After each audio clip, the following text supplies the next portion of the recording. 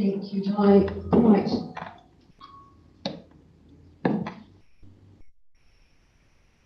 We good to go? Right. Yep. We good to go? Okay. Yep. Thanks, Josh. Right, so welcome to everybody to the council meeting today. We have presenters sitting waiting for their opportunity. Welcome to you guys. I think Bruce is starting behind. Hi, Bruce. And welcome to any members of public watching via live stream. We've got Councillor Beard on live stream today while she's having a nice holiday in Australia, and Emma's here from Wellington. So welcome, ladies. So the meeting's been declared as open, so we'll move straight through to the karakia, to which Francois is going to present today. Kia ora koutou, karakia tūtanga, whakatakaho ki uru, whakatakaho taonga, ki mā karakia kia ora karatara, taonga. Ia ngā tiatakura, I tio, e hoka, e hauhu, kia ora. Thank you, Francois. So apologies, we've had no apologies to date. Councillor Phelps is absent at this stage, but he may well appear, depending on how things go. So we will leave him as absent at this stage. So we've got nothing to receive and pass there. Declarations of interest, it's been circulated again via your Microsoft Teams. Just noting added onto that. Yes, Councillor Casson has added on to that, and that will be viewable upon the printing of the minutes, and that will be timely for when it can go public. We've got no urgent items on the agenda at this stage, so from there we'll move on to the minutes of previous meetings. So first off is the ordinary council meeting minutes. The 20th of July 2023. Are there any matters arising regarding those minutes, please? Through Your Worship, if I can request a change on page 8, please, around the conflict of interest comments made. Since I spoke to the Auditor General, I spoke to the Office of the Auditor General staff, not the Auditor General herself. That correction. It's been recorded. Does anybody else have any other matters arising from those minutes? So can I have a mover and a second, please, and resolve that the amended minutes of the ordinary council meeting held on the 20th of July 2023 be confirmed as a true and correct record of the meeting. Councillor Pearson, thank you. Do I have a seconder? Councillor Finette, thank you very much. And I approve that my digital signature be added to the confirmed ordinary council meeting minutes of 20 July 2023. Okay. The amended minutes here. Now we also have minutes to be received from standing committees. First off is the Risk and Assurance Committee meeting minutes, and these are to be received only because as standing committees, that's how that is managed. So we also have the Cycle and Walking Subcommittee meeting minutes, of which Councillor Davidson is the chair of that committee. So can I have if there's no matters arising from that, can I have a mover and a seconder, please, resolve that the minutes of the Risk and Assurance Committee meeting dated 11th of May 2023 and the Cycling and Walking Subcommittee minutes dated 18th of May 2023 be received. Councillor Burden, thank you. Do I have a seconder? Councillor Hale, thank you very much. Right, we'll move straight on to the action list and hand over to Simon, please.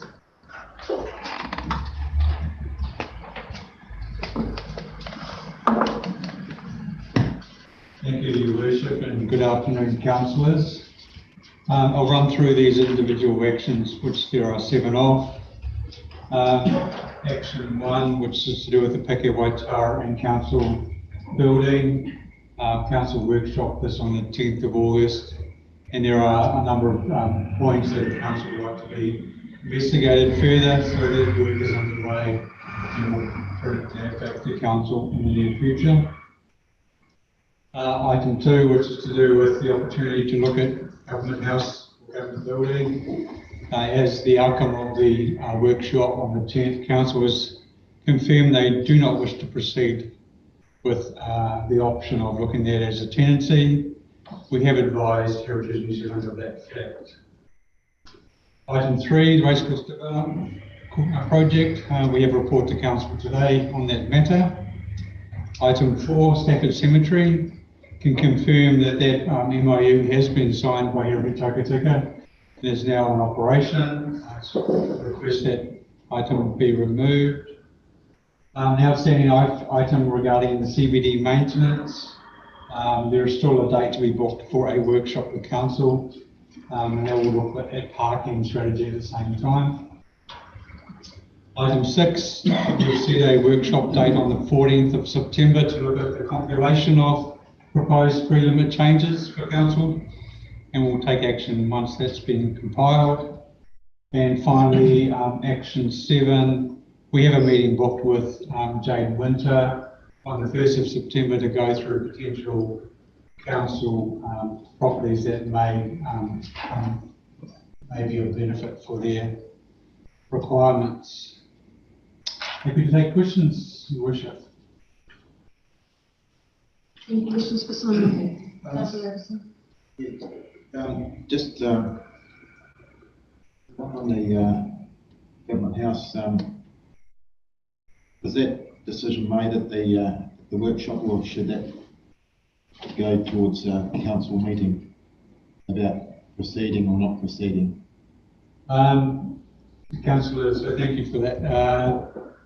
The option was there. It was never actually formally tabled to council as a report.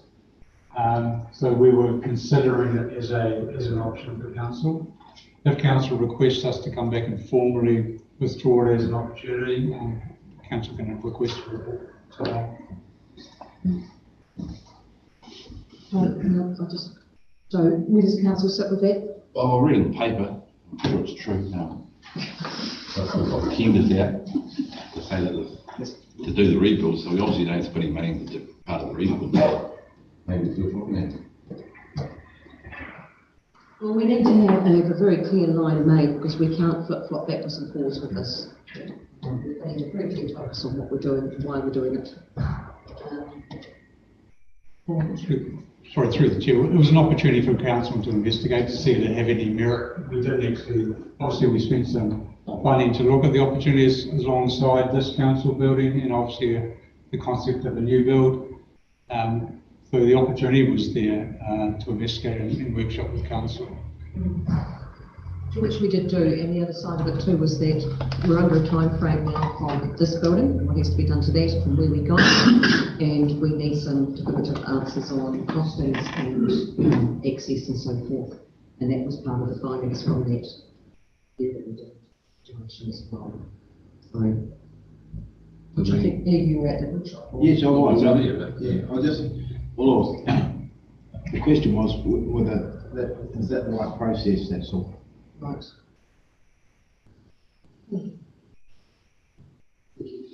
Yes, so my first concern is the same as Councillor Davidson. I missed the workshop. However, decisions can't be made at council workshops, and I was more than a little surprised to see that the day that the agenda was sent out to councillors, the press release was all ready to go and was then sent to the media at the same time to say council has decided. That's not the process. That has not been discussed openly by this council. That is not open democracy. And the ratepayers deserve better. They deserve to know what is the background to why this decision was arrived at. And the way to do that is in an open council meeting, and that hasn't happened. And and secondly, in my view, and I've read the reports that went to the workshop, even though I wasn't at it. But in my view, the whole report was specious. Really specious arguments put forward to quickly dismiss the idea of the government building as a potential office. One was that it is will need $2 million for a car park. Well, what car park do we have here? We have about 5 car parks in this site. the car parking is on the street. You have a perfectly good cul-de-sac 50 metres away from that building that could have been easily used as car park. So it's a specious argument, in my view. Secondly, it's too small, the staff won't fit in it. Well, if they can't fit the staff in there, it shows that this council's become too bloated. Because the Department of Conservation were trying to squeeze 100 people in, and they realised they couldn't. It wasn't big enough for 100 people, but for 50 odd people, if we can't fit inside that, honestly. And thirdly, the argument was that it was not conducive to modern office space. Well, again, another specious argument. Instead, it was all couched towards Paki Waitoa building or a new build at the airport. I mean, to me, that just shows that this council is just as tone deaf as the last council when it comes to spending. I mean, here we go again on another. This is not a time to be empire building. This is a time when the capital of the street is restraint. And we're not restraining at all. Here we are. I know we need office space, but there are options, and that was a perfectly good option of the government building, the blue chip landlord, fully restored. Yes, we have to fit out, but after that, it's just a matter of landlord being tenant. And I think it was too quickly dismissed. This whole notion of empire building with a new civil defence headquarters up at the airport, only 10 minutes away from the civil defence headquarters by helicopter in Graham. Now this rebuilding a whole new office block at the airport as well. I just think that we're on pretty thin ice with the public, to be honest. The public said only last year before the election, that it was loud and clear, and the other councillors paid the price for it. Paki Waitoa is a millstone around the neck of this council. It's going to sink the council. But no, we keep going back to it. Then, I think we've discussed the Paki Waitoa building in depth before regarding the reports and so forth we've had. It's going to remain as a conversation piece, because no matter what we do, if we have to refurbish this building, we have to go somewhere in the interim. It's a building we like. That's a conversation that is not aligned with the action list. You're challenging the fact that you're challenging the fact that it appears council have made a formal decision when it wasn't a formal decision. You are missing some of the key points on the government building, and that was the cost to get it up to the standard of council being able to shift in. And I'm not talking anything flamboyant with that. I'm talking basic structure internally for council operating there, plus the ongoing costs of annually to the owners of the building were actually quite significant. So that was also part of the work process that we went through with it. By no means is there a plan to build a new building at the airport. It was something that was brought forward as consideration, because we've always said we have to look at every different angle out there and look at what's right. It's a long-term situation. We're very mindful of the fact that we've got significant debt with the wastewater treatment plant coming up, and that's going to be foremost in any of our expenditure, that we can accommodate that and aren't restrained with what we do, but we can't manage that. So by no means was a short-sighted decision to narrow down intentionally any perceived angle of intention. It was looking at, because you missed it, you did miss the financial aspect, and it was quite significant what it's going to cost to get that building up to speed as far as being able to operate internally, and the ongoing yearly rental to be in that building with significant costs as well. And that's a cost that we don't have currently if we own the premises. I think we should post British revenue. And I did read that. So I'm aware of that. And they need to be brought out into the light of day, so people can judge for themselves. And instead of this decision is made at a workshop, and that is just plain wrong. and it was presented to the public as a fait accompli in a press release, ready to go before the councillors had even an opportunity to discuss it in open meeting. How the figures of a fit out versus building anew,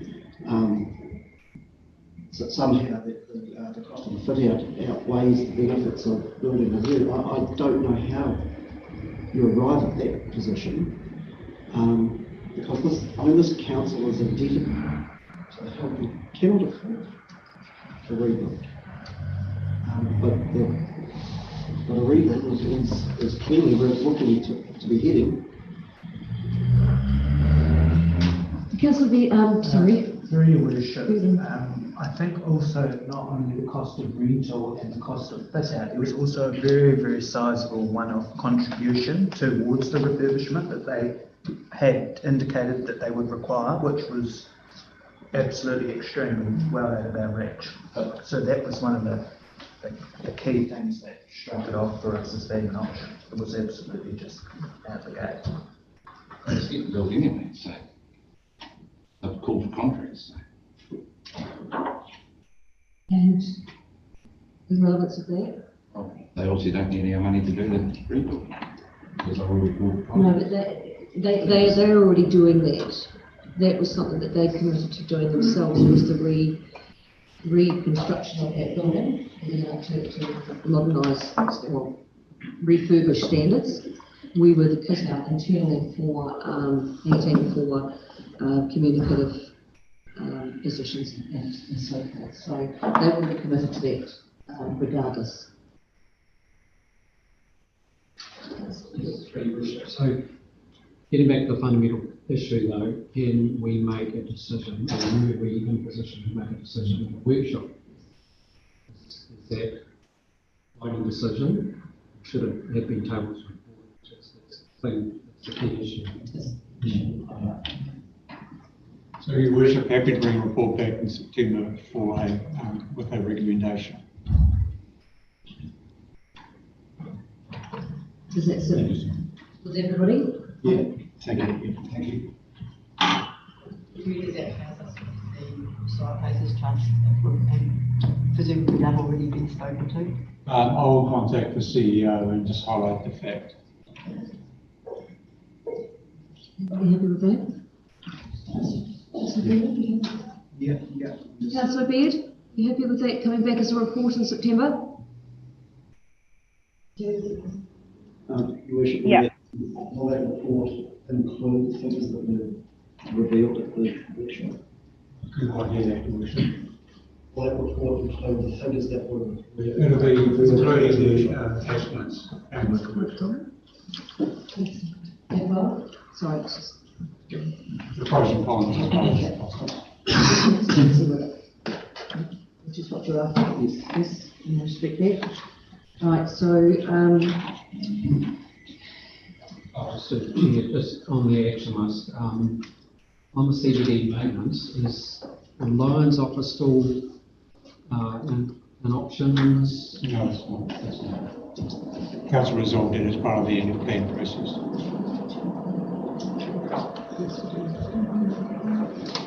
right, thank you. We have noted in the minutes that the government building, and council obviously wants us to come back to council for a September meeting with a full report. So there's a speak We're talking about government house. yes, government building, but will that not link in with the original process that we had as far as the Peki Waitara building and so forth as a whole? You're coming back to the report for the government house. So this, Yes, on that, but we still need to link it up with the concern that a decision was made by council from a workshop without that clarity. in terms of the future of government house decision. Yes, and the way forward for the Peki Waitara Council headquarters as far as what we're focused on. So That will need to come back to council for Would it be the background information in Yes. terms of the other work that's still to be done? So we want to finish the work for the September meeting in terms of the other works required. That's required, but it still needs to be linked up as far as coming back to the council. Which is actually one, Your Worship. Donna, can you hear us with that background noise? I know it's tough over the video thing. Yeah. You can't, it's so hot. We're probably trying to listen online as well. It's very muffled. I am looking forward to getting back to the chambers, I can tell you. Donna, can you still hear now? Di's just turned the fan down. You can hear? Cool. Thanks, Di. Right, so do I have approval that we've got that recorded the correct way? That will be reported on in the minutes that'll be coming to council. Government building will be coming to council before we finish in September. Yes, so, I mean, that's great, Your Worship. But that was one of two examples of workshops. Of two minutes that were released to the public in press releases that haven't been discussed at the council table. And who's making the decisions? What was the second one? The Hokitika Gorge. Where was that discussed at this time? Yeah. Can we just deal with this one? Yes. With respect, Your Worship, it's the same issue, is that we've got two instances. I mean, we'll talk about this if you like, but I mean, we've got two instances where management have issued press releases as a fait accompli. This is the decision of the council, and that hasn't been decided by the council. It's a matter of process, and I think we need to be clear about it. That's fine. We can discuss that as we progress through the meeting, because we do have Hokitika Gorge Bridge coming up. But I will say from that, I'm quite happy to step forward and accept responsibility for that. The Mayor has and myself met with the Queen of the CE with the job, and under that recommendation, that decision was made, because the advisements were given that they needed a lead-in time to get that done, and it was acted on under those terms. Now, we can actually quantify that in this afternoon's meeting, to accept that. We'll discuss it at that stage. Thank you. So let's go back to the action list. We are noting that, as I said before, the Hokitika Government Building will be reported on in September. The full report and the decision will be finalised on where we go with that aspect of the action list. Right, so with that, can I have a move and a second, please, resolve that the updated action list from the Chief Executive be received? I move it. Thank you, Councillor Davidson. I have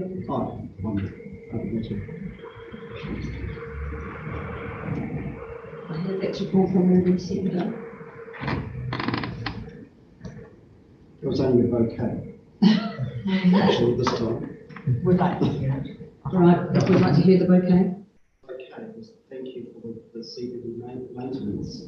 The council, the management has listened to the concerns and has reacted, and that's exactly what was required. And thank you. Thank you for that. And noted. Right, going back to moving the seconder, Councillor Davidson's moving, that we accept the action list. Councillor Manera seconding, and resolve that the updated action list from Chief Secretary be received. All in agreement? Thank you. Thank you, Simon, for that. So presentations. First up, we have Bruce Moore, Chief Executive of New Zealand Motor Caravan Association. Bruce, welcome to Council today. Thank you. Nice to see you back. Nice to be back, and thank you very much for the invitation. You're welcome. So, Susie, what have we got a screen? She's got two screens going, Bruce, so that the audience can view that and councillors can view on either side. Well, first of all, thank you very much, Council, for giving me the time to speak. The things I want to talk about today is a little bit about who we are as an organisation, a bit of our history, because we have some history, and history between us and local government New Zealand. A little bit about social licence and what we're doing on the West Coast over summer, and also a little bit about, I would like you to consider thinking about us being a strategic partner in your domestic tourist plan. And so I'm just going to talk, and I'll talk quickly, because I cover a fair bit. So first of all, who we are. So, okay, this slide. Yeah. So 10 years ago, we had 47,000 members. We now currently have 116,000 members. One of the fastest growing organisations in the country. It equates to about 54,000 vehicles, a split between motorhomes and caravans, and our growth is coming in caravan market. Put that in perspective, in 2019, at the height of the tourism business, the rental industry only had 6,000 vehicles. So as the domestic tourist market, we're 9 times larger than the rental market in motorhomes and caravans. And that seems to be forgotten throughout the tourist industry. So we are, if it comes on, we're the single largest organised domestic tourist group in the country.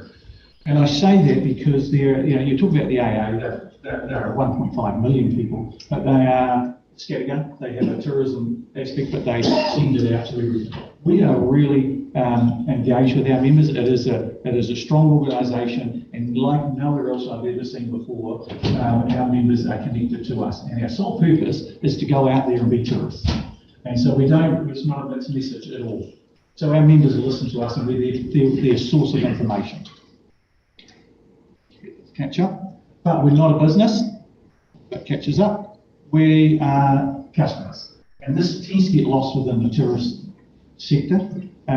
We spend so much of our time waving our hands around telling the tourist organisations we're here.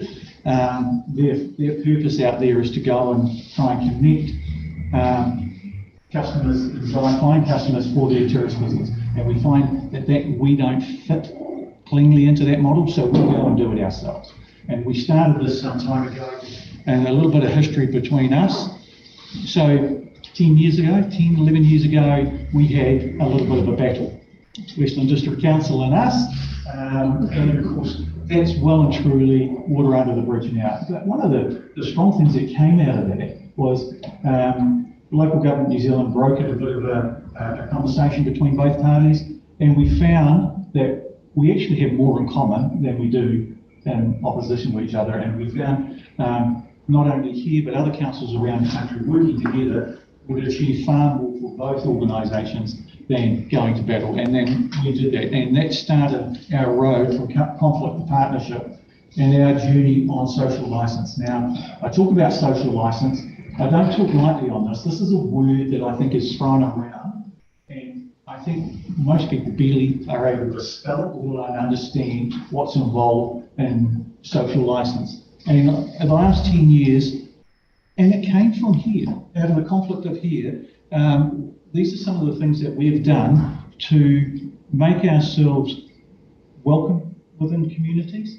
So we get up every morning trying to earn the right to be able to come here and be part of the community, that we want the communities to welcome us.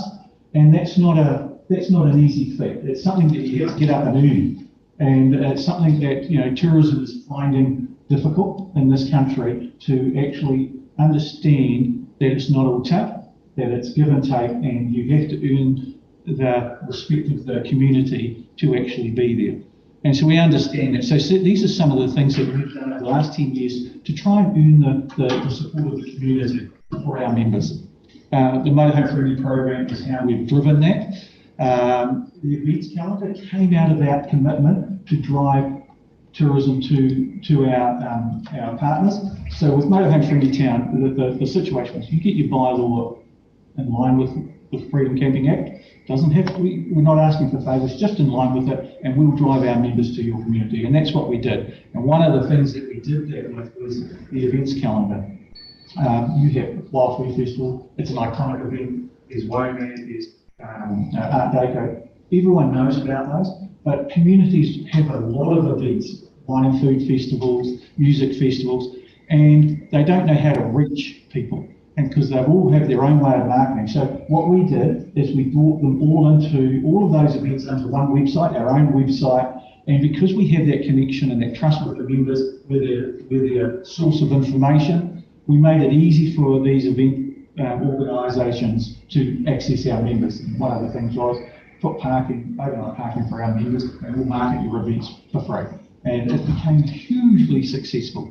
And up until at 2019, and granted well over 100, and of course COVID came, it was none. And we've started rebuilding that again. I think we've got about 80. But it's one way of us supporting the community, benefits our members, and it's one source of information which is important. We've always had the dump station program as subsidy. And out of our conflict here, one of the things we did, we worked with local government in New Zealand and Simpson Grierson to create a model bylaw template for freedom camping. And that's been used throughout the country, and we're working with local government in New Zealand now and Simpson Grierson on updating that with the new legislation that's been passed. And that just helps stop the conflict. If people understand, because the confusion around creating a bylaw, it varies from council to council. So if there's something uniform, we think that that's a help. So instead of having conflict, let's get it right from the start. But freedom camping is where I think we've made the biggest impact in earning our right or earning the welcoming of communities. Because if we look back when we had our conflict, we were trying to defend all of freedom camping. So when we went out and defended the rights of freedom campers, we were talking about our members, but we were talking about all freedom campers. And of course that became untenable because not all freedom campers are responsible. And so we found ourselves defending an irresponsible acts and became the indefensible. And this was around the country.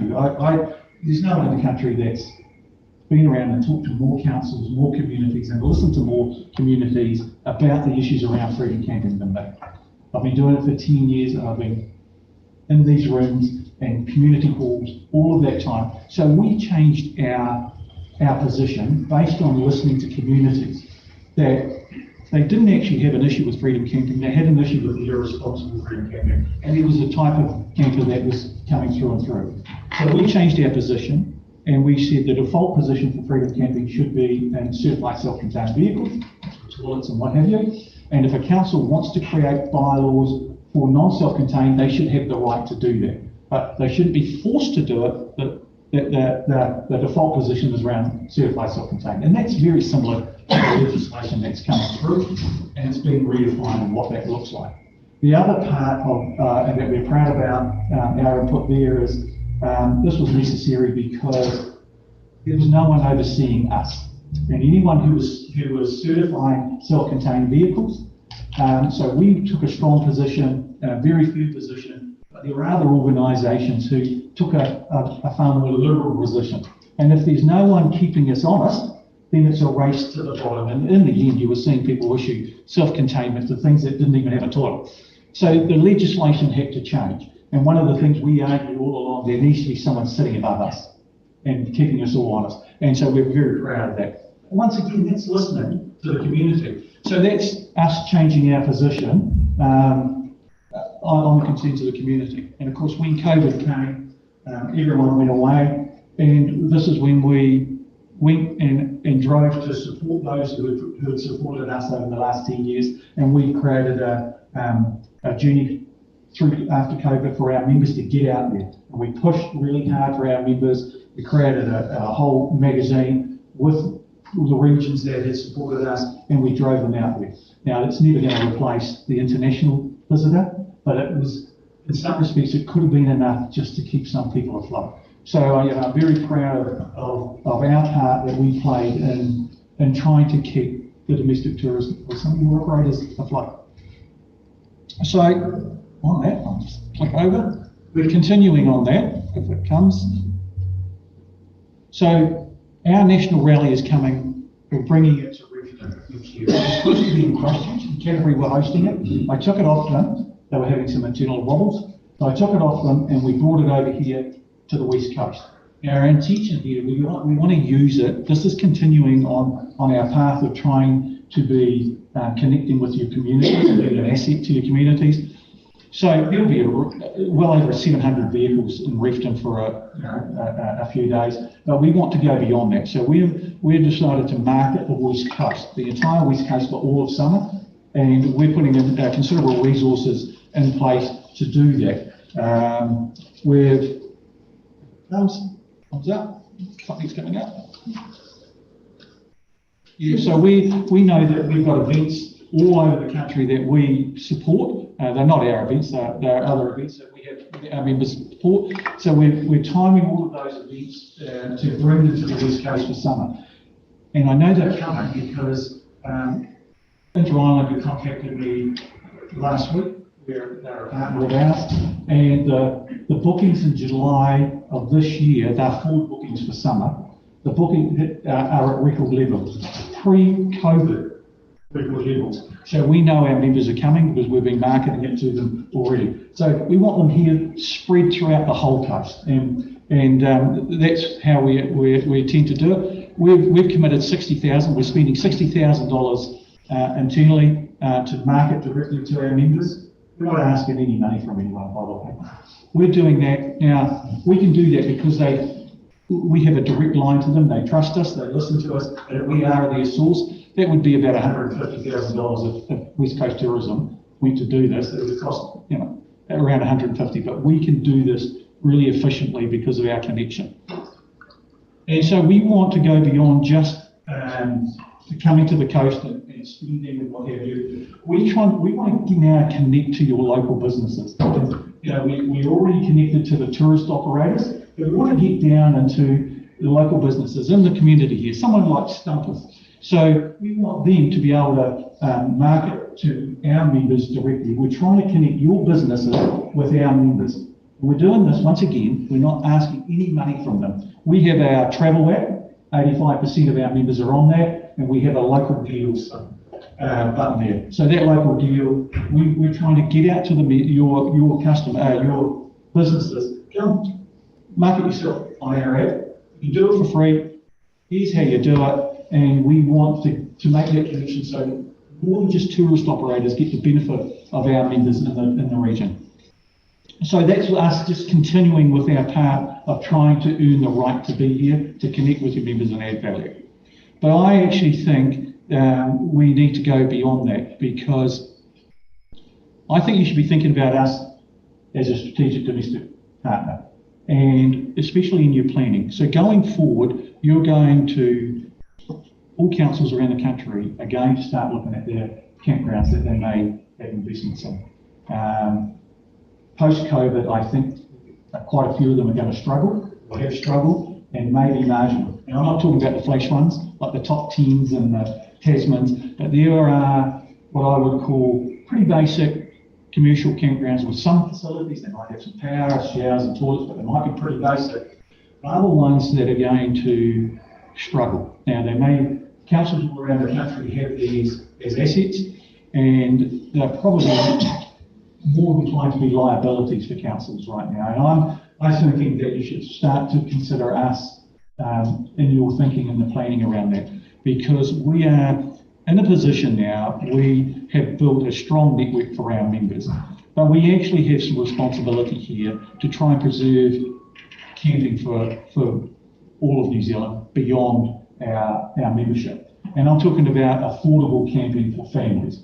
I'm not talking about that competitive, commercial market at the top end of it. That'll look after itself.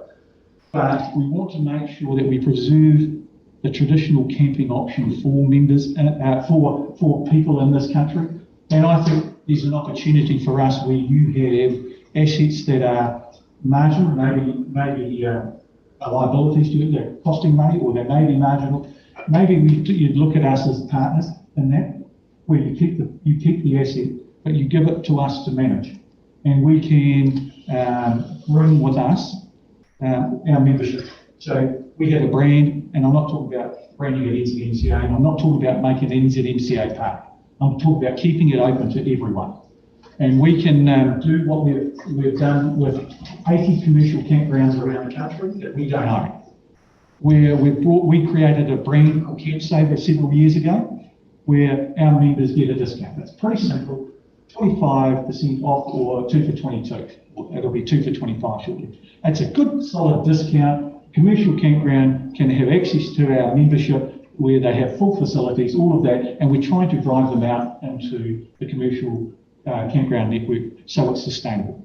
And that's taken off very well for our members. Well, we think if there are campgrounds on your books here that you're marginal about, think about us we'll put the brand in there, Camp Saver brand. That gives you an automatic customer base that you didn't have, that probably didn't have before, because our members follow us, they trust us, they know it, and they'll come. We keep it open then and preserve it for every other person that wants to use that campground. And what I'm also suggesting here is that we don't take profits, we share the profits, because this is part and parcel of us, and I think our responsibility to preserve camping for all of New Zealand. And we're in a pretty strong position that we actually, if there's a community that has this, instead of us taking profits, we're a not-for-profit, by the way.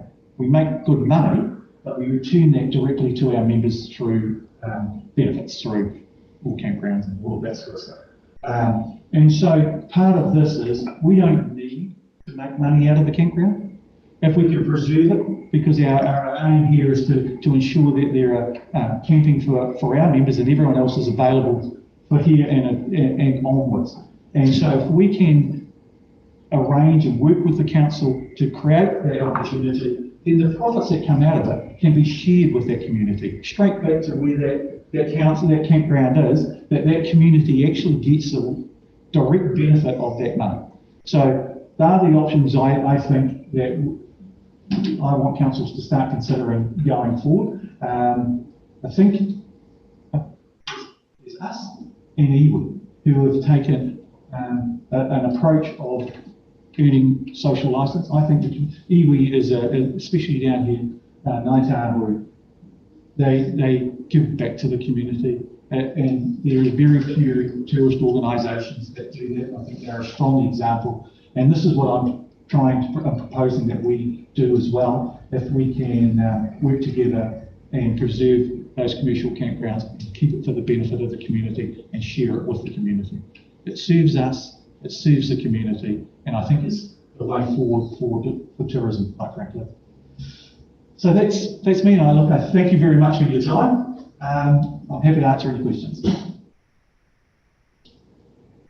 Any questions for Bruce? I would like to make the comment, Bruce, that from when I first met you when I was working with Prince Joseph, and we were all at loggerheads over concern over the freedom campers, as in what it was back then, and the fact that everybody was lumbered into one package. We did all loggerheads at that time.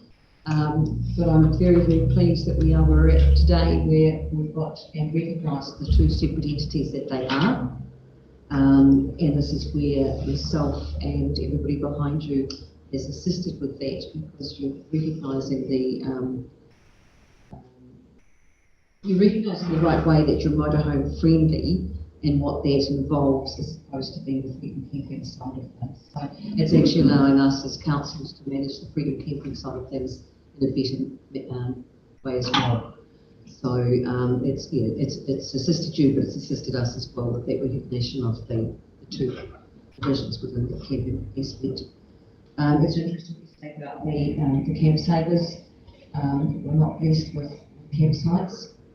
We're not going to find some land somewhere that somebody's got that you can carp on, possibly, as long as they involve you and we don't get involved with that. But no, it's great to see the partnership we've got. Looking forward to having these camper vans arrive. I've just brokered a lot of packages all the way down through South Westland with tourism operators and eateries for NZMCA, and as well Destination Western have now come forward and made contact and put a very, very good offering forward to the NCA, as well as joining them in purchasing at that rally as far as promoting wild foods. So there's a lot of work going to be undertaken now which represents Westland.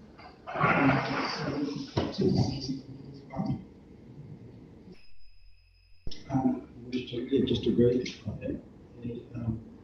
A lot of caravan association, the good guys of the campers.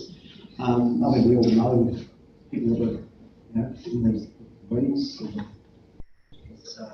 it's in this group, to neighbours and rallies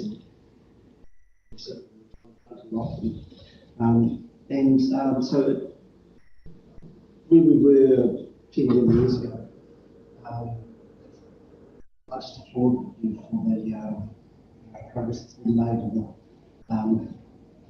and separating out that, because not all freedom campers are equal, of course. As you guys what this council was trying to do at the time was admirable, was trying to bring some control into an out of control situation. The only controls that really worked was COVID. But so my question from all this is, do you think that the legislation from the government is enough, or is there more that can be done? I think I didn't think we needed to get rid of porta potties. I think what we needed was the agency above to make sure that those porta potties were right. But having said that, we're quite okay that they're gone, because we just know that would be a nightmare for the Plumbers Board to try and monitor, and nightmare for communities, and it probably would have failed if they didn't get rid of it. So we just want to make sure that that doesn't get out of hand as far as cost. I think it's a pretty good start, really. I think you just wait and see from here. A total ban wasn't the right option, and flipping it as a default position wasn't the right option as well. Otherwise, you would have had too many people into a small area. I think this is, I think we'll work with this and see how it works. Tourists are coming back, and my fear was this wasn't going to happen in time. We didn't have freedom camping issues when they were gone. And I've argued this all along. There are good, responsible Kiwis who were caught up in this. But since the borders were closed, we had no issues reported around the country with freedom camping. They're coming back, and we need them back, but now there's some controls. So I think that's a good step forward. Then you're going to have, you have got a changing market there. There are a lot more people living in motorhomes now. We've noticed that in the last 3 or 4 years. I'd say 8 to 10% of our membership now live permanently in their motorhomes travelling the country. So what that means, we're just monitoring what that means. We want to make sure they don't try and set up and permanently in our park. We have rules that they have to move on after a very short space of time. But you may find there is going to be, in your community, you may start to see some issues. So let's watch that, let's monitor it, and there are options to how to fix that. If that creates its own set of problems. So, Bruce, to get motorhome friendly towns or signs up in the towns, because I have started that conversation with our Southwood townships. What have we got to do? Well, you've already met the requirements down there. It was really down to the glacier, whether they wanted to come on board. We were well aware you're there, and we just waiting from them to see if that's what they want, and we can put that in place. And you take care of the signage and everything? Yeah, we do all that. Because I mean, they've been asking me, what do we do? Yeah. I said, well, you were coming to the meeting, so I'd ask you. Okay, well, I have someone in the office who, if you have a point of contact. Yeah. Yep, and I have someone in the office that will deal with that for us. And with what's happening here over summer, it's good timing, we can have a good chat. And we call it Glacier Country. I'd like to see that up by summer, so that's what we're pushing for. If they're on board, we're on board. Yeah, that's what I'll send the application through to you. Thank you. Oh, look, thank you very much. Sorry. Yeah, just how many councils have campgrounds in New Zealand approximately? Every council has campgrounds. So they either own them, lease them out, or there are some that are managed. There's a range. You know, some of them are very basic. They've been there for years. That's my experience so far. You know, a lot of campgrounds were owned and by the council, but under long-term leases with private operators. Yeah, and just like to clarify that it's not good to lump all freedom campers in together, which is what you're saying had happened. On the same token, to lump all freedom campers without built-in toilets all in together as dirtying the country, that's not fair either, because there's a lot of them in there. I couldn't agree more. So I think we need to remember that. I couldn't agree more. That's the problem with how do you stop them? It's always the wayward ones that are going to blow up and blow up for everyone else. And we're catering. We have about 10% of our members have porta potties, but they fit what's the old standard. We're going to cater for them within our organisation because we know that they're responsible. They haven't caused any problems, never created an issue, so we will still cater for it. There's a place for them. Well, thank you very much for your time. Appreciate it. Thank you very much, Bruce. Thank you for your time. It's been great to have that catch up and the heads up for what's coming. Very exciting. Thank you. Thank you very much. Thanks, Bruce. Well, Bruce is now gone, but can I have a move and a second to please resolve the presentation from Bruce? Be accepted or be received. Move and a second, please. Councillor Burton. Thank you very much. Right, moving on, we will move on to the Tonkana Taylor Waste Strategy. Chris Purchase is online, Executive Director for Tonkana Taylor. Are you there, Chris? I am indeed. Can you hear me okay? Yes, I can. Thank you and welcome to the meeting. Thank you. We'll hand straight over to you for your report. Fantastic. So look, I guess purpose of me coming in talking to you is an update on previous discussions we've had around the approach to procuring waste and recycling services in Westland. And I've just got a few slides just to talk you through some of the things that we're thinking about at the moment alongside the council team and also in collaboration with staff and folks from other parts of the West Coast. So maybe if we jump onto the next slide, please. So a few reasons that we need to be having this conversation. Obviously, the critical one is that the current contract for curbside collections and transfer station operations in the northern part of the district will expire reasonably soon. So we need to be starting to think about how we're going to procure a new contract for those services. So we're talking about rubbish collection and the recycling bins, but also several of the transfer stations, which are currently operated by Enviro NZ, previously known as Enviro Waste, previously known as Masterguard. So they've been in place for a number of years. As I said, the council team have been considering how to procure and contract those services. And as we've signalled previously, we see that there is potential for the three councils to collaborate. And the reason you might do that are multiple. And we'll talk through those in the following slides, but they're noted here. So certainly we know that the costs are going to increase. Cost of disposal are going up. General costs of doing business are going up. So the question is, how do we manage those cost increases most effectively to give the best value for the community? It's also really important to think about resilience. The reality is that Westland is a relatively small contract in terms of the number of vehicles, the number of staff and so on that are required. So potentially by having a larger contract, we can improve that by having more redundancy across vehicles and staff and so on. There's quite a bit of effort involved in procuring these types of services. So is there an opportunity to do that more efficiently? And clearly all of those drive towards delivering the best possible outcome for the community. So can we jump on to the next slide, please? So there are a few things that are changing. I mentioned already that the contract's up for renewal. And I've also mentioned that costs are increasing. So there's a few things that are driving that beyond just the cost of doing business that we're seeing right across the economy. The government has been progressively increasing the waste disposal levy that's applied to all material placed into landfill. So that's got another increase coming in the middle of next year. And it remains to be seen whether that will continue to increase beyond that.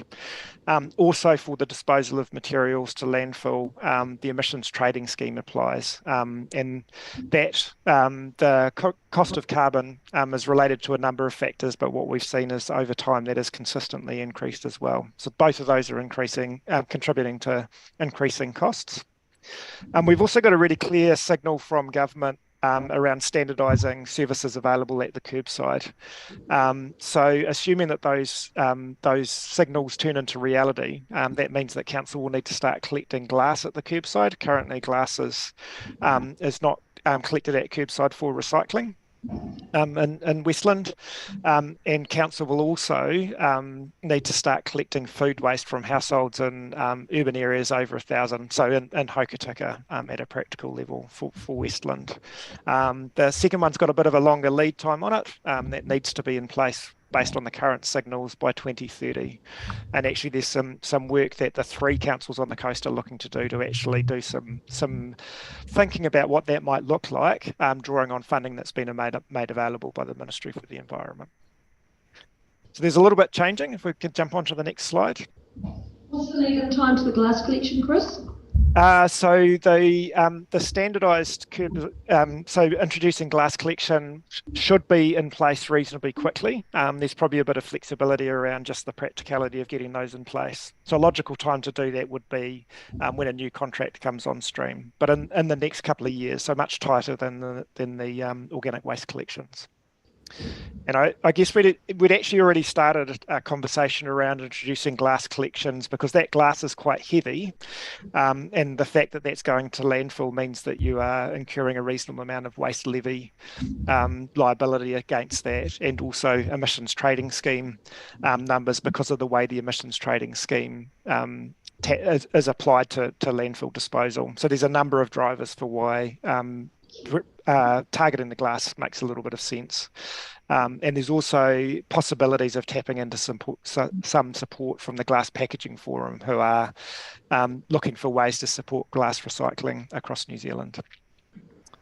So I guess just to talk to this slide, I mentioned earlier on, we identified actually when we did the waste minimisation and management plan a number of years ago that there were opportunities for collaboration in a range of areas across the coast. And probably the key things that spring to mind in the context of this procurement process are that by doing a collaborative procurement exercise, you're able to do the process once rather than 3 times. So we're able to share resources across the 3 councils. In terms of the actual delivery of services, there's a number of areas where we see opportunities for increased efficiency. Ministry for the Environment did some work on this a number of years ago and identified that joint contracts often, or their rule of thumb was 5 to 10% kind of improvement in cost efficiencies. As I said, costs are going up. So I'm not going to stand here and tell you that this will deliver you a cheaper outcome. But our expectation is that by going with a joint contract, that we are in a better position to manage cost efficiencies. Just today, I was talking with a person who's involved with a contract down south where Waste Management, one of the big players nationally, is involved. And just noting that there might be some contract opportunities here on the West Coast that they might be interested in. And even at a West Coast wide level, they commented that they saw this as a very small contract. So I think the other thing that we need to be thinking about alongside efficiency from a council perspective is making sure that this is an attractive prospect for the sort of suppliers that we want to be delivering services. And part of that is the third point there, which is that both from a contractor's perspective and from council's perspective, if we can get reporting, provision of information, all those sorts of things happening once rather than 3 times, then that saves time and effort on both sides with the associated cost benefits. Do it once and do it well, is the way I've phrased it then. We can jump on to the next slide. So there's obviously a few options for you in terms of moving forward to renew your contracts. You could go with a Westland only procurement and contract management. So that's kind of a continuation of the status quo.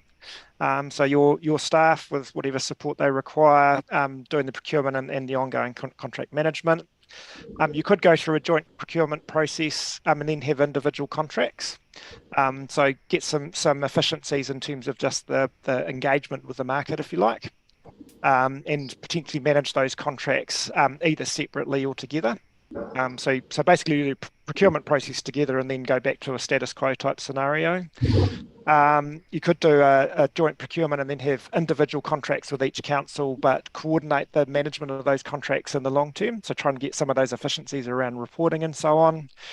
Or you could go with a joint procurement, have a single contract for the entire West Coast region. And obviously that would be managed as a single contract as well. So it's kind of a bit of a continuum of options there.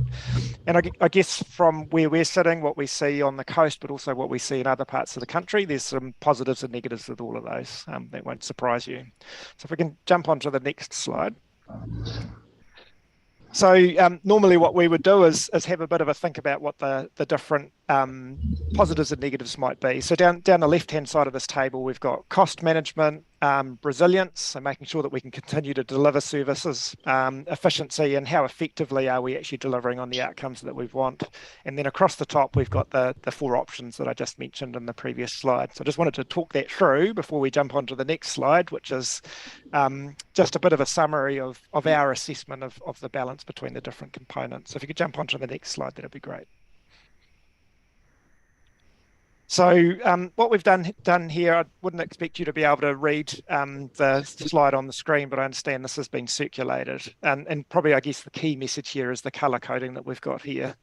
So green means that it's looking pretty good against that criteria. The kind of vaguely orange sort of colour means it's kind of fair to middling. And the red means that it's probably not the best option when you think about that criteria.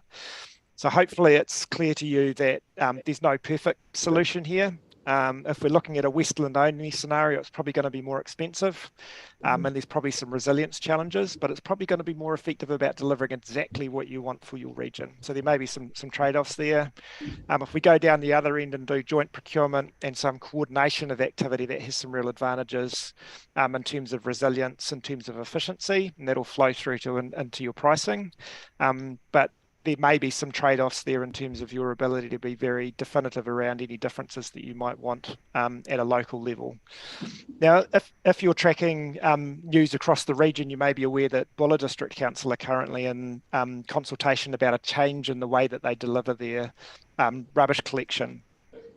So they're looking to replicate what you've got, move to bins, whereas they currently have bags that people have to buy at the local shops to dispose of their rubbish. And the community have a range of views on that. And it may be that we actually have some slight differences in terms of the way that things are delivered, even under a regional contract. So there's certainly some devil in the detail in terms of local differences. So again, just to reiterate, I think what I'm trying to communicate with this table is that there is no solution that delivers perfectly against those criteria that we've identified here. But probably on balance, those two on the right-hand side seem to bring the most sensible balance of kind of downsides and upsides, if you like. So if we can jump onto the next slide, please. So I've probably talked through most of these already, but I mean, if cost is the key focus, then certainly joint procurement and probably a single contract and joint contract management is probably going to give you the lowest cost. You're going to increase cost as you make things more fragmented. That seems pretty self-apparent. Similarly, if we've got some form of coordinated delivery across the region, that gives us a better resilience. So for example, if we have a situation where a vehicle is unavailable, or we have staff disruptions or something like that, for a Westland only contract, there's not going to be a lot of flex just because it's a relatively small activity. If we've got a contract that's been delivered across the coast, we'll have potential to carry or repurpose trucks and shift staff around to actually maintain service delivery. So again, that seems reasonably self-apparent. From a procurement perspective, definitely, and certainly with contract management as well, if we can coordinate that at a regional level, then that's going to be more effective than doing the same thing 3 times over. So we would see that as probably being more efficient. And as I've said a number of times, effectiveness is probably a balance between achieving shared outcomes, and in reality, the 3 councils are in agreement about the key things that they want to deliver with their waste management services. Then that's fine at a regional level. If there are some Western specific matters, then there may be some limitations, but that's what we're working through at the moment in terms of thinking about what a specification might look like with differences between the 3 councils. And I've just mentioned Buller may actually have some things they need to think about in terms of different funding arrangements, for example. So I guess where we've landed in discussion between myself and the council team is that a joint approach is definitely recommended, particularly for the procurement of services. So we do that once, we do it well, we put a package to the market that's attractive to the high quality service providers. And the analysis also suggests that joint management of those services in some shape or form makes a lot of sense. And whether that's under a contract, 3 contracts between the 3 councils, but very carefully coordinated in the way they're managed, or a single contract is something that we're talking with the lawyers about in terms of getting advice around the balance between the two. But that effectiveness and efficiency that we achieve with the joint management is achievable with both of those. And I strongly suspect that might have been my last slide. Can we just check? It was. So I guess open up for questions. Very, very happy to respond to any questions. Thank you for that, Chris. You probably tongue-in-cheekly alluded to conversations with a private operator down in South Westland. I'm assuming that's a business that anyone who knows what we're talking about is well aware of. I'm glad to hear those conversations are happening and opportunities throughout this might present themselves to that organisation. So I was actually referring to someone outside of the region. So that's so there's in a sense at a national level we've got 3 tier 1 providers who can all deliver a very good service. And what we're trying to do, particularly if we're able to go down the regional route, is put together a big enough package and something that they can deliver efficiently that is attractive to them. So I guess that's a really important consideration for us. And I guess my key point there is that any of the individual councils going to market is not going to be that attractive for those tier 1 players. There is a bit of a risk there if we end up going with individual council procurement.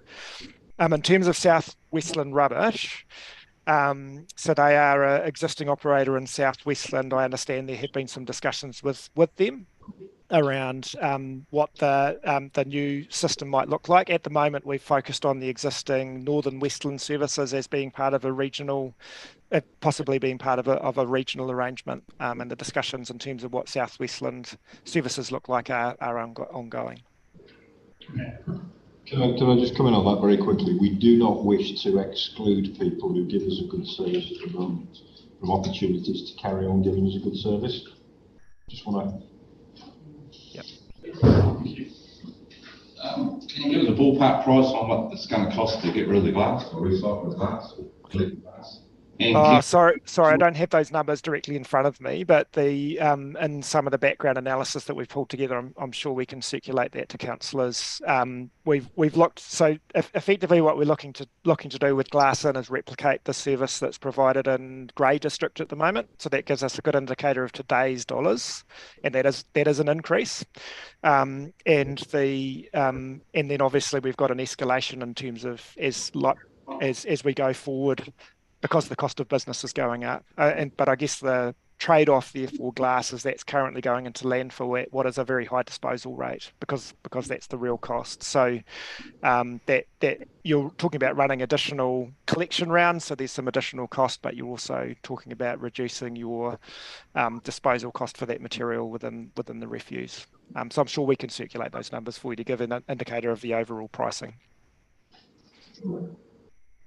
Yeah, and that's a good point, of course, is that the collection of glass is a fielded for those who like to recycle, but in actual fact it's going to landfill. And it's costly. It's costly to councils then. You have to question that, and yet it's a requirement to escape as councillors. Yeah, so what we have signalled at the moment is that government will require that. That has yet to be to be developed into regulation. My understanding is that they're actively working on that. So I guess where we're sitting at the moment is the expectation that will become a mandatory requirement. So you're right. So the question then becomes, how do we do that most efficiently?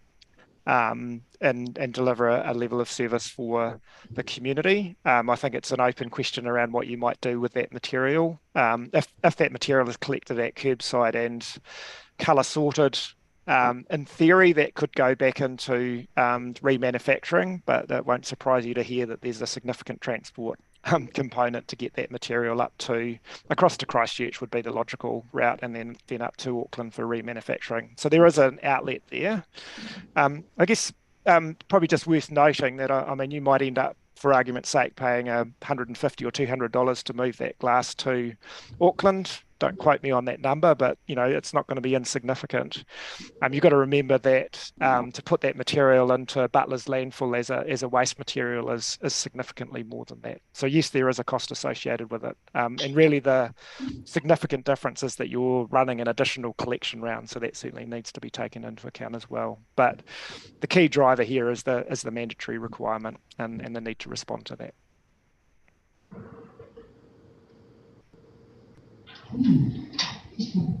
Yeah, aside from that issue, the joint approach seems very logical to me, and really. Well, we're here where we are now with it, so we've got to keep moving forwards. But it is a logical approach, isn't it? It's one way of mitigating a lot of additional costs that we wouldn't incur otherwise. So it's always a bonus as well. Does anybody have any further questions for us? No. Well, thank you very much for that, Chris. That's been greatly appreciated. Very thorough report. I think having the ability to work through it previously to the meeting and then have you run back through it's been quite an advantage.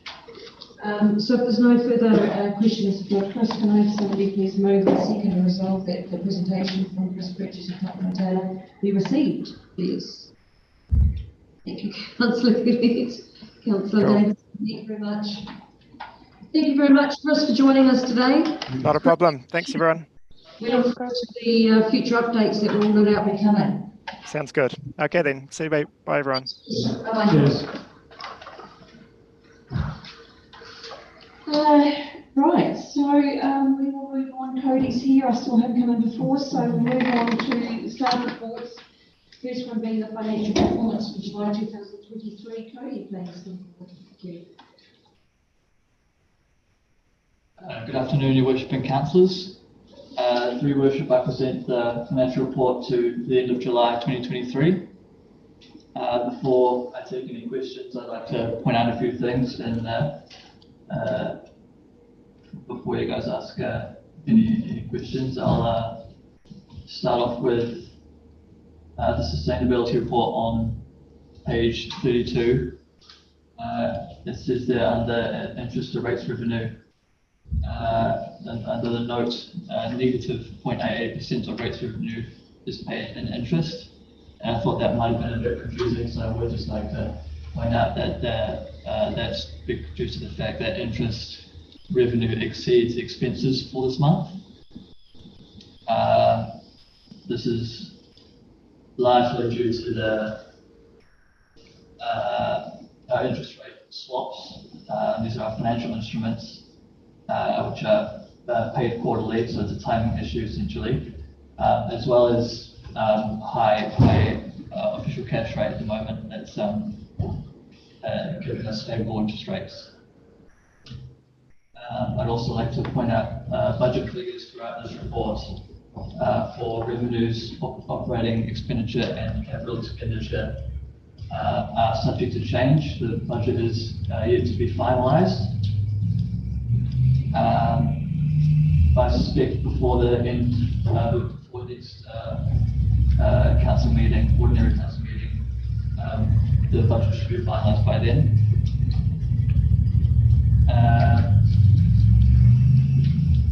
Sundry debtors on page 39.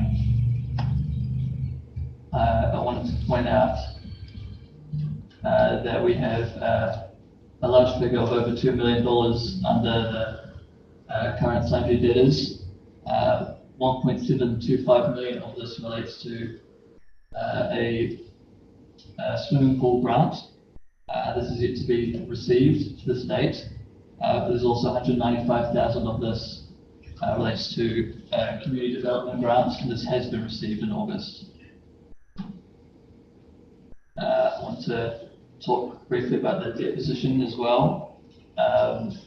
Forecasted in August, we have a loan drawdown. This has occurred to date now. This happened last week. And we've used the funds for this for a term deposit. This will mature in April. Also again shown in this graph here, in April is when another loan will be maturing. So this term deposit will mature before this loan matures, and then the funds from this term deposit will be used to pay off this loan. And that's essentially what we're forecasting for this financial year in terms of debt. And finally, the capital report. It looks like we're taking, we're giving you guys even less information this month for the capital report. Due to unforeseen circumstances, we have not been able to provide you with carryover work in progress figures. This is largely due to delays in finalising the annual report, which is what we've been working on for the last couple of months now. Your Worship, I'll take any questions. If we can, before questions arise, Leslie's got a hand up. Leslie? Yeah, I just wanted to point out with the loan, the funding strategy that we talked about this morning in the workshop, drawing down of this loan to pre-fund the maturing debt next year. This is part of that strategy that we discussed. That was part of the strategy as well, I caught towards the end. Very echoey, Leslie. Yeah, that echoed. It's hard to... Sorry, I missed that. Yeah. You said basically it's what was discussed this morning in the Treasury meeting. Right. Thank you. Right, questions for Cody, please? Maybe just a comment, you cleared my list of questions with your thorough reporting on your report. You knocked a couple of mine as well. Cody, just one thing more, Leslie, one of you for clarification with the rates, being that there's a significant increase in the numbers of the debtors there over a longer period of time. Are we going to sort of see that that's going to stay constant for a while or escalate further?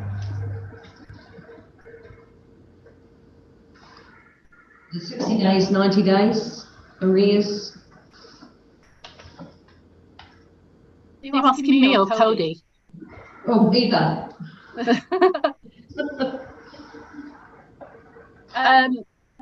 We actually, are we talking about the sundry debtors? Yes. Yeah, we actively have a debt management process. So it depends how that debt management process goes as to when that starts to disappear.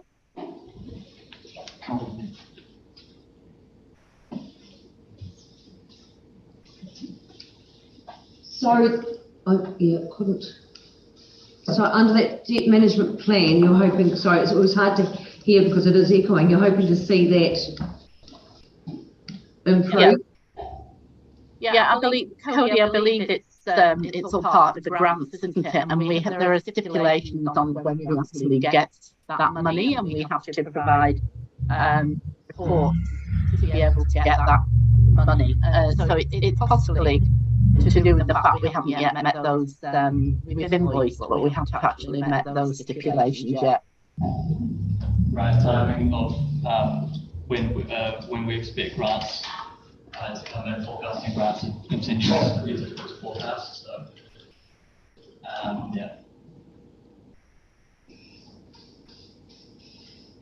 I did notice too that the outstanding debt for resource consents and building consents is significantly larger than what it was this time last year. Is that sort of an expected outcome, or is that an issue we're having in that area? Oops. So in terms of the raising of invoices for both resource consents and building consents, so that's money that's sitting there in terms of being paid. So neither are released until they're actually paid, but it's still works that have been incurred and costs that have been incurred, which is why we have the debt. So we're engaging with external resource consent processes, for example. We've had to pay them, but it's reliant on the applicant paying their invoice so that we offset costs. So if you see a debt there, whilst the debt on the books, the actual building consents or resource consents themselves haven't been issued as yet. People aren't able to commence work. However, the debt is still there in terms of costs we've incurred as part of the process. It's significantly bigger than what it's been previously, though. Is there any reason for that? Just people not picking up their consents and paying. This is the reasons why. Maybe they just want to delay works. We've got an example of applicant not too far from here that's delaying works in terms of costs and the like. So yeah, it's down to the individual. Unfortunately, that's not a system where you pay as you go. So in the meantime, we sit with the We end up sitting with the costs. Managing it, righto. Thank you. Any further questions for Cody, please? No?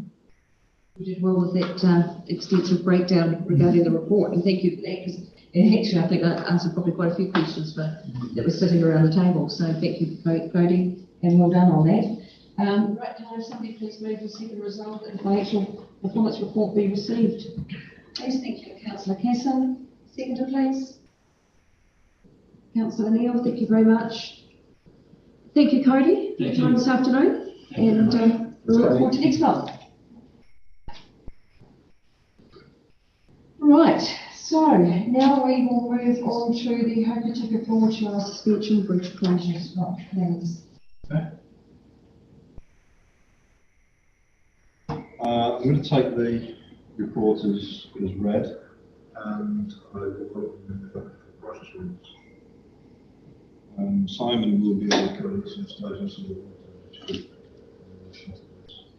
Sorry, say it again? So Simon will come into the long-term history on this as well.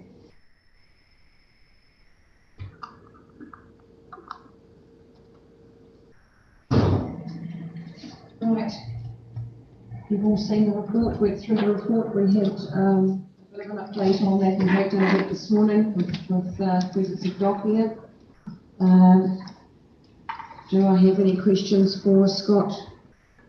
Please, regarding the report, Councillor Casson.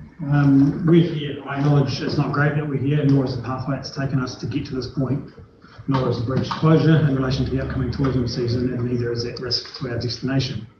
I think we need some clarity on what I've seen in both media and social media this week. There needs to be known we are exploring options to bring this asset back online or replacement online, not simply closing and walking away from this asset. And that asset is the bridge, not the entire track. WDC's only asset out there is the bridge in question and the road to get us there.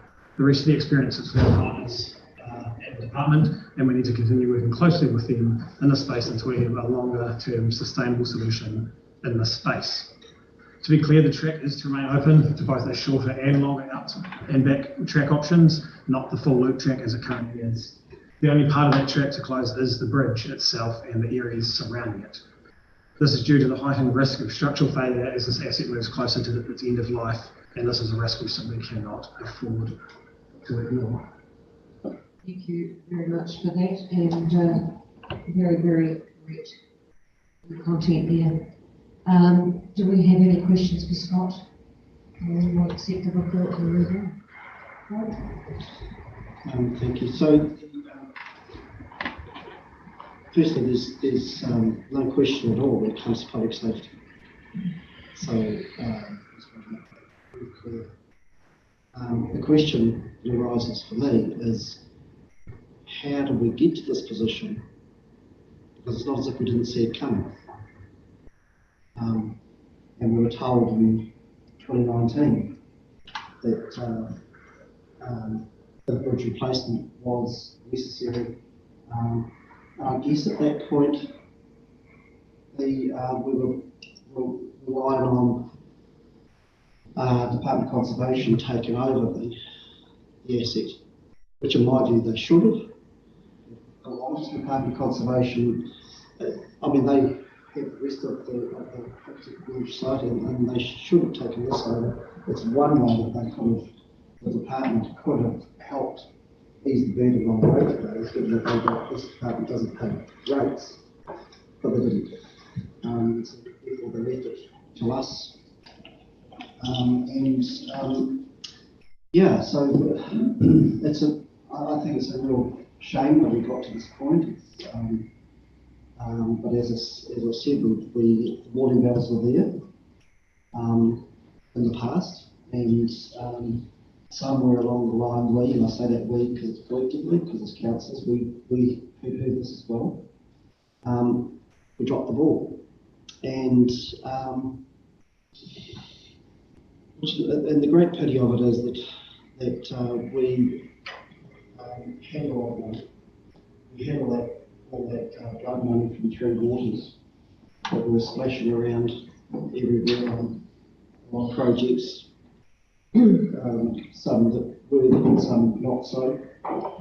Now there's none of that left, and including we spent a large sum of money on rebuilding the bridge on the Wilderness Trail that had nothing wrong with it except it had a kink in it. And so now we've painted into a corner where there appears to be no option but to close for safety in the meantime. I just do hope that that the intention that Councillor Casson refers to rebuild the bridge comes through, because I can't see, personally I can't see that there are a lot of avenues for free money, shall we say, from the government. I think that's dried up. I hope I'm proved wrong on that. I can clarify a couple of points there, Paul, for you.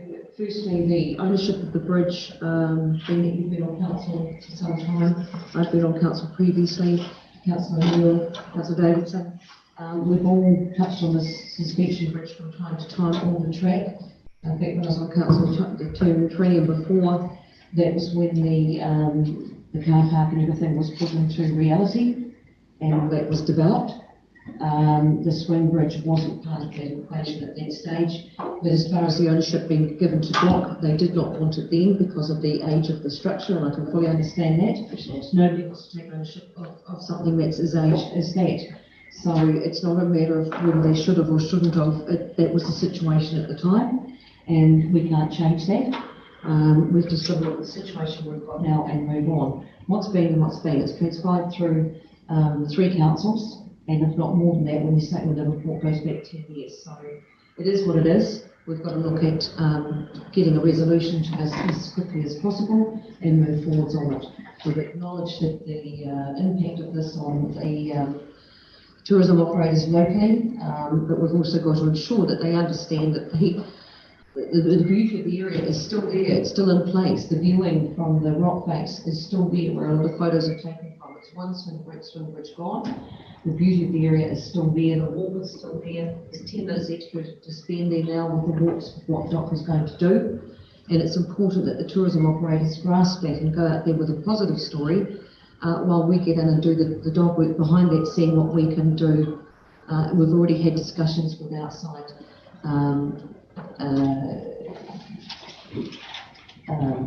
outside entities regarding where we go with this, and I'm quite confident that we can get a resolution to this quite quickly.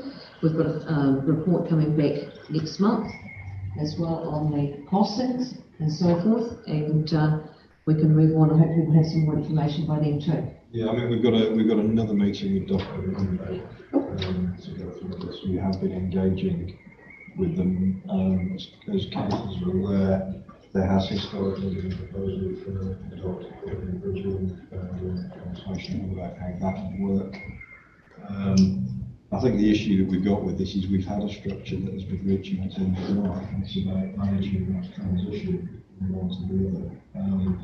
As you've seen in the report, I think we all regret the fact that we're having to close it in the short term for safety reasons, and there has been episodes in the past in other parts of the country where things have happened which have caused all sorts of issues, and we don't really want to be there. So, thank you. Thank you, Scott. And the other thing I would say to that, the decision to close it was done when it was because we can't afford to get into the tourism season as far as increasing the impact and utilisation of that bridge and the risk of having it overloaded and a failure. So it was deemed to shut it before we get to that stage in the season, and I fully support that. We just need to promote it, right? Yeah. It's still. It is business as usual. That's it. And that's the story we've got to get out there, and that's what we've got to get the tourism operators and everybody saying. We've just had Bruce here talking about the motorhomes that are coming, with a lot of tourists coming. We're going to have a business season. Let's hope it's better than last year again. It's how we sell the story. It's how we promote ourselves. That's going to be the right result. So thank you, Scott, for that. Did you want to start? Sorry, Paul. Sorry, so Your Worship, I just wanted to go back to that issue that I raised earlier in the earlier discussion about the press release that was put out and the decision of council to close before it actually has come before the council. Okay, so it's probably more wording of that release because it hadn't come to council, but in that respect, the mayor and the deputy mayor and the CE were there present at that meeting. We took part in it, and we were part of that decision-making process. So maybe it comes down to the wording that we, on behalf of council, made that decision. So my question is, couldn't it have waited 3 days? There was a lot to be put in place around the decision. 3 days, Your Worship. Well, 3 days is 3 days, but also too, it's not, because you need to go into the weekend and you've got a long period of time as well. It's given DOC the ability to actually start putting their things in process to what they need to close that entrance off. And there's quite a bit of work needed to be done to do that. I do agree with Paul that we need to try and follow the process, and we've all sat around the table to try and follow the process. It probably wouldn't have made any difference to the outcome, but we need to do that process in the future as best we can. So I take responsibility for that. No, I acknowledge that, Paul, so thank you. We'll ensure that happens in the future. It was different. There's a balance between council, myself included, taking operational responsibility for assets that we have on an ongoing basis. We make calls about safety all the time at an operational level. This is a bigger discussion which has a wider impact, and I acknowledge that, and we'll do that more effectively in the future. Thanks, Simon. Through the chair, I think there was a lot of negativity that could have been avoided if we had done this after this meeting today. I don't know whether it would have it, to be honest, Councillor Baird, because it's still a shock. It's still that unexpected. Yeah, I agree. Yeah. Yeah, so I don't know. Yeah, we'll never know because we haven't processed it that way. But I think the announcement would have reverberated much the same as what it has. Councillor Baird. Yeah, I just agree with Paul's comments. We should have followed the process that we're going to do now. I mean, if it was an urgent safety measure requiring immediate closure, then I think the discussions that were undertaken would be relevant. But nothing changes the fact that proposed, if we agree to this report, the proposed closure date would be 1st of October. So it's not an imminent danger issue. Take that on board. Yeah. Definitely. Sorry, through Your Worship. The Chief Executive has acknowledged that, and now's the time to move on. We've had meetings with the Department of Conservation and we've got encouragement and support to move on to replace that bridge. So let's move on. Thank you, Councillor Davison, for that, and Simon for your acknowledgement to the situation, and Paul for bringing that to our notice. Make some improvements on how we do things. Thank you, Scott, for that. Can I have a mover and a seconder, please, and resolve that one that the report be received, and that the engagement be undertaken has already been undertaken, so acknowledging that has actually been the process. I have a mover and a seconder, please. Thank you, Councillor Davidson. Councillor Casson, thank you very much. Right, thank you everybody for that. Right, voting systems. Leslie, over to you. Yeah, good afternoon, Your Worship and Councillors. This report is to consider the voting system for the 2025 and 28 elections as required under the Electoral Act. There's no mandatory need to actually change the system, but because the local government, the future local government report has suggested that potentially council should use STB, I thought it due diligence really to bring this report to council. The recommendation is that we stay with the first past the post, at least for the time being, due to the fact that it is a complicated system for single transferable voting. And West Coast Regional Council also use first past the post, so that would mean there would be two voting systems on the same form. However, yeah, I mean, that's not, that has happened before, but it can complicate matters. So I'll answer any questions. I did see in the report, thank you Leslie for that, I did see that it says that the STB system is not so suited to smaller wards, which of course is what we have. We don't have the 7 or 9 numbers that it refers to. So it would be a more complex and more costly process, wouldn't it, for us if we were to go down that road? Yeah, I mean, it's 2,000, that's an average, that's a, thereabouts figure, an approximated figure, but yeah, around about 2,000 more to do that under the STB. Do you see it that it's going to be a system that will be eventually, not so forced on us, but that will become the system of choice that we will then have to get in line with? It may well be. Nothing in the future for the local government report is mandatory. It's just a review. But they have recommended that. I don't know why. It is a complicated system and it is more expensive and it doesn't really suit smaller councils. So, yeah, it could be. Thanks, Lucy. Do we have any questions for Councillor? Just a comment. I personally support the STB system. It's recommended by the review. I think the cost is insignificant. I think it's eventually forcing this path. It's more democratic, and that's where I'd be supporting. Yeah, I agree. What you see, I do think it is more democratic. It's more of a majority result. In the end, and acknowledge the disadvantages, but hopefully the advantages are more.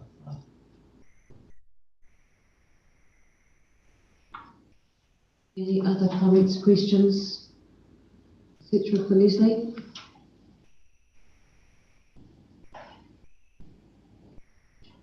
You look very worried. No, I'm thinking I look like Sorry, I thought you were looking straight like you wanted to say something.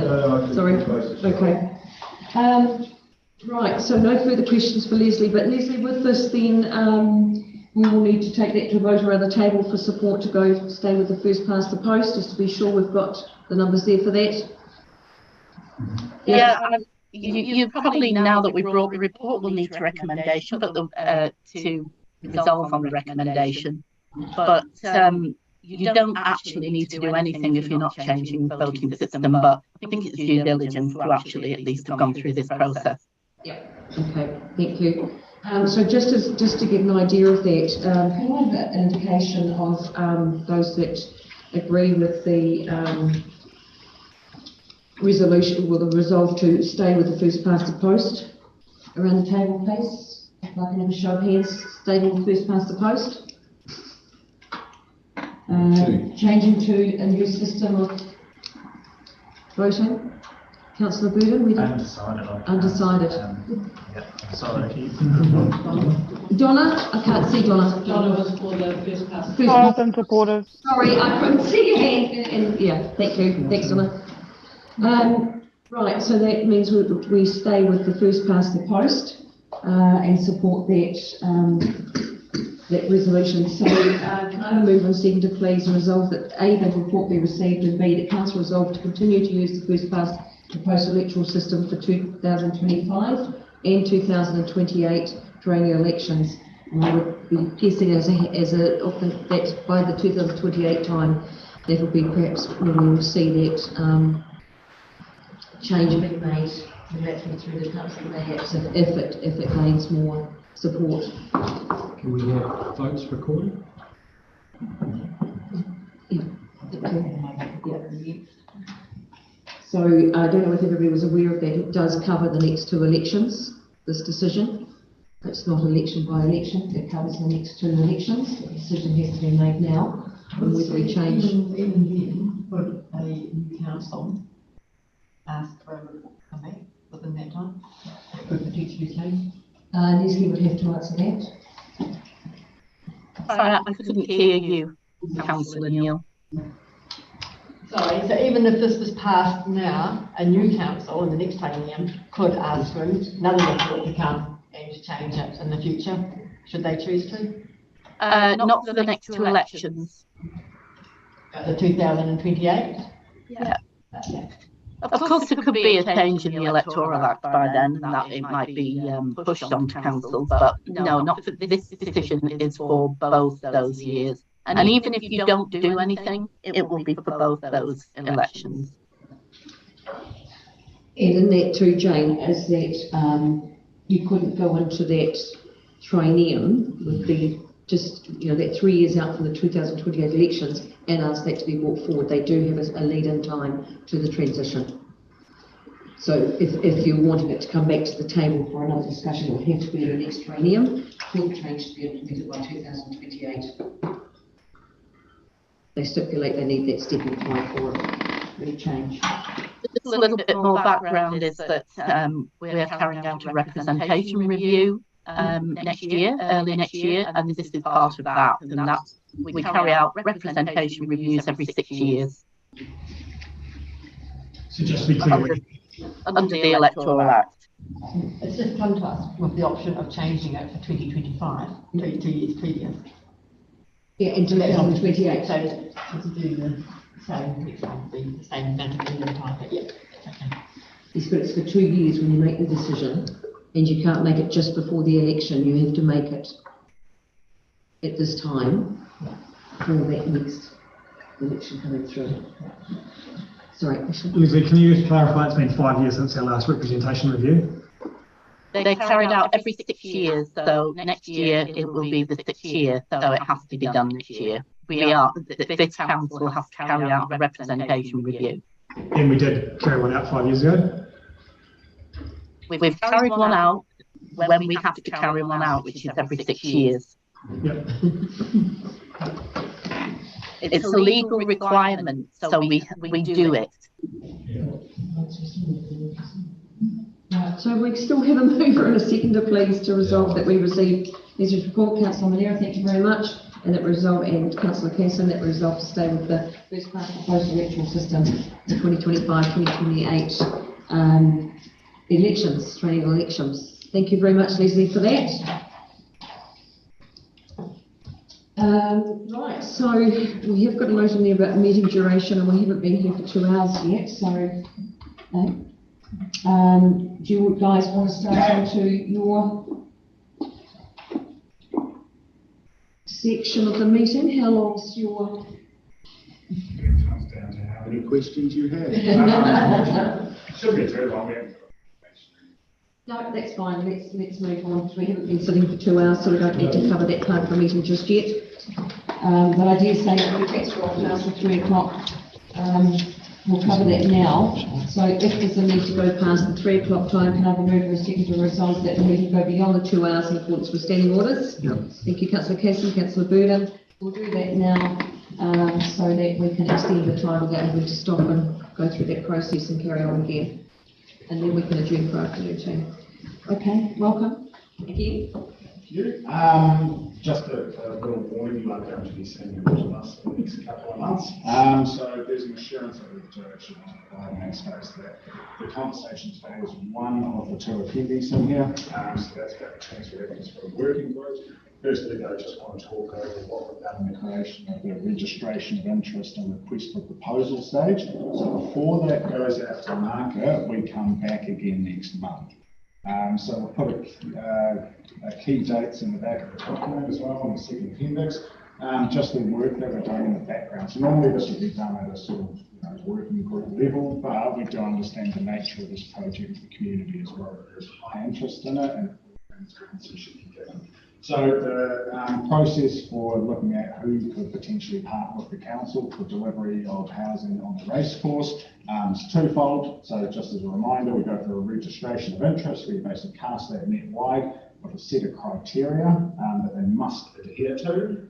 And then the second stage is a bit more serious and exciting, and the request for proposal stage to preferred candidates to carry further forward.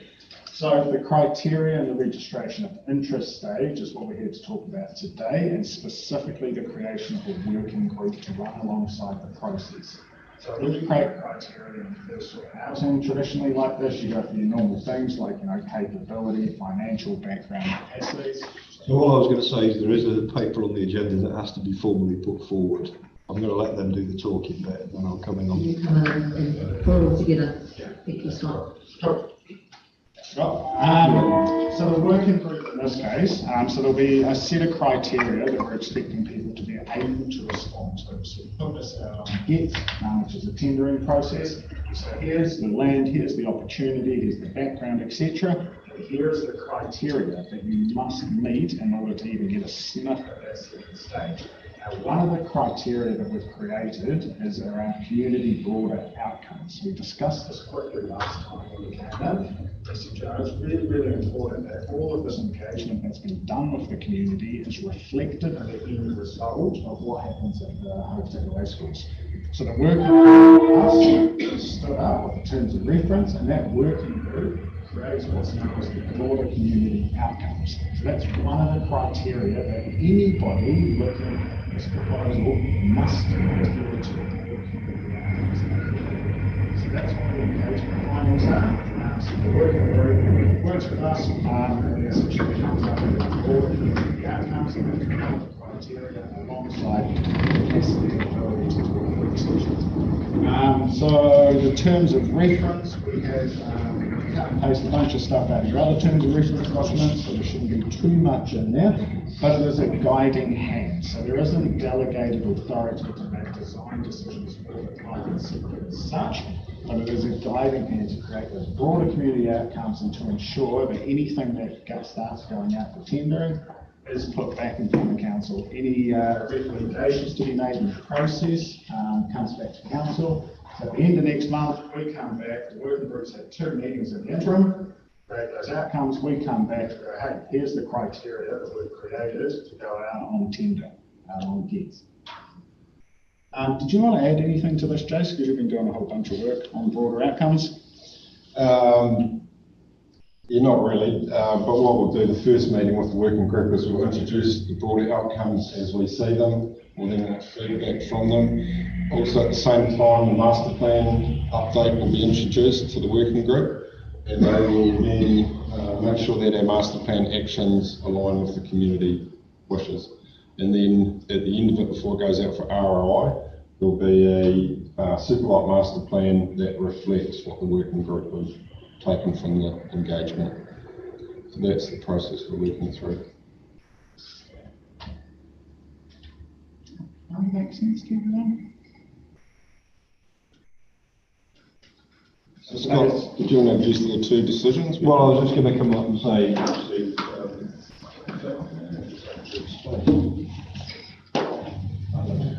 haven't been taken. There's a report on the agenda which talks about the adoption of the terms of reference, which people will no doubt have read.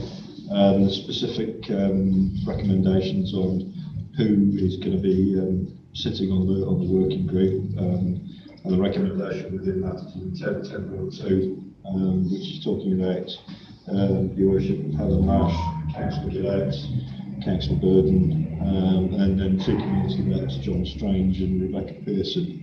So in general terms, you've heard what our colleagues here have said. I'm willing to take any further questions subject to you going through your due process.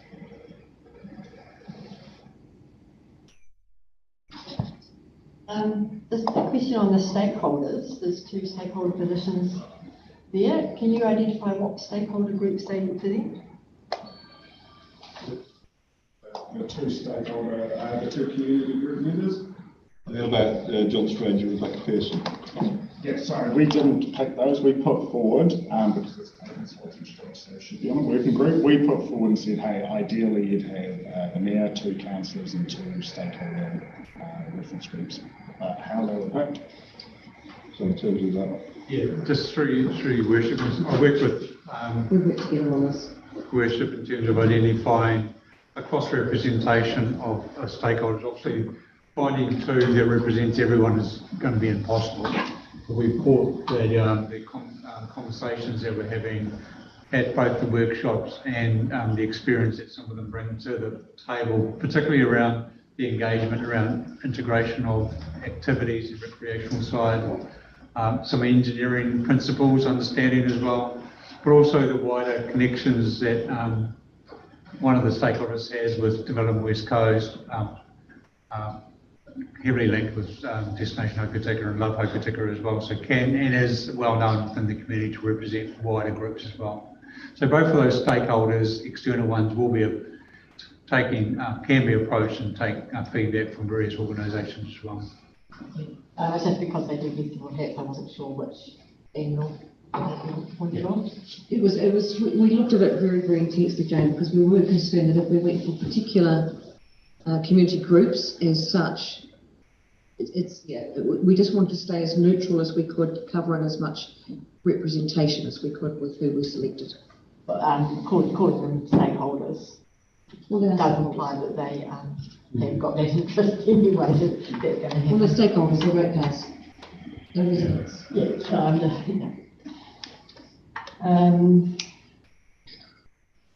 Sorry, Jane, to clarify Jane's point, via as individuals, not Yes. the big warm groups that represent. No, individuals. Yeah, I mean, I still don't, the report speaks about community engagement as if it has already had an effect on the direction, and I don't believe that actually the community engagement has made any difference at all. We've been talked about, haven't got the balance right, referring to the housing versus recreation. The consensus from the consultation was a resounding no, and yet I don't think the changes have been made around that. So it will be interesting to see where this goes from there regarding that. So sorry, just really quickly, Jane. So in the background, Jason's been starting to re-scribble things based on what we believe we have heard in that engagement finding. So there are changes that have come through in that master plan. That's what Jason was saying as well. When the working group stood up, we issued that to them and go, hey, this is what we could do. You feel like that's in consideration design? Yeah. So that worked. I look forward to seeing the differences. Yes, it's just that how to roll that out. I'm trying to keep ahead of the working group. So what we've got is called master plan actions. So there's been 12 major master plan actions from the engagement, and they will then affect my scribbles, which will be back to you next month. But the working group will be making sure that we are answering those. So that's my litmus check will be, are we meeting these 10 outcomes from the thing, which is reducing some of the super lots, buffers to the boys brigade, consideration of parking. So it's quite a good list, and if there needs to be more, then I want the working group to tell me there needs to be more. So we are trying to take that on board while still trying as hard as we can to adhere to the agreements that were signed up to last year. So there is a tension there that's not to be overlooked. But can it be designed around is the stage that we're at the moment. We haven't got a definitive answer because that's why we're establishing a working group as well. And that working group might change over the course of the project. You know, once we come back out of the registration of interest, it might change and pivot a wee bit in terms of what those outcomes are. But we'll keep updating monthly on this as well. Sorry, I just had a brilliant note from Di. Thank you very much, Di. I completely forgot to introduce Sally, who's working on this project. Sally is not. Sorry, I didn't see Sally either. Sorry, Sally. Hi, Sally. Hello. Sally jumped into the project to give Jason and I a hand recently. Yeah, she's an absolutely animal in the work. Thank you very much, Sally, for everything you've been doing, mate.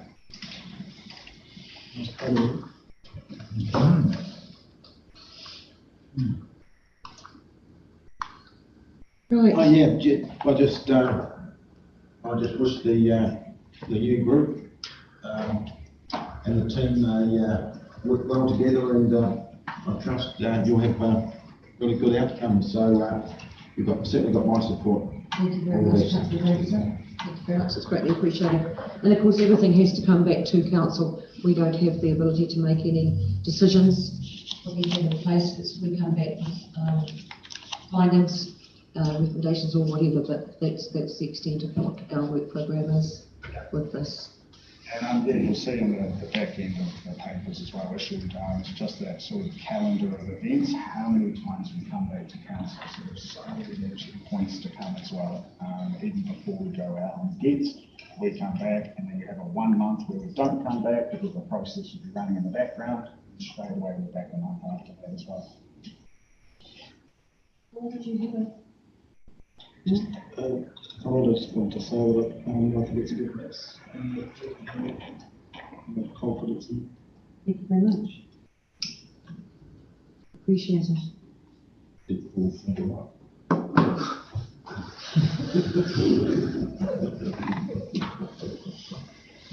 Right, do we have any, I'm quite surprised there's no more questions or clarifications or...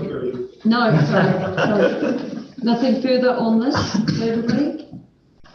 Everybody's happy with the terms of reference and the working group. So if that is the case, can I have a move for a second to please resolve that A, that the report be received, 2, that the council adopts the terms of reference for the Race Course Development Working Group and confirms the appointment of the following members, which will be Councillor Gillett, Councillor Burden, John Strange, Rebecca Pearson and myself as the Mayor, and that the delegations manual be updated and that the local government statement be updated. Can I have a move from the second to please to all those points? Thank you, Councillor Davidson. I'm second, Councillor Monero, thank you very much. Thank you guys very, very much for that. Sorry, Councillor Martin, I'm switching from that based on the previous conflict of interest. Thank you, Councillor Pearson, that's respected. Thank you very much. Thanks, guys. Nice to see you again. We look forward to seeing you an awful lot more. Thanks, Sally. Bye, Sally. Thanks, Sally. Thanks, Johnny. Yeah. Jane, you're behind me. Bye-bye.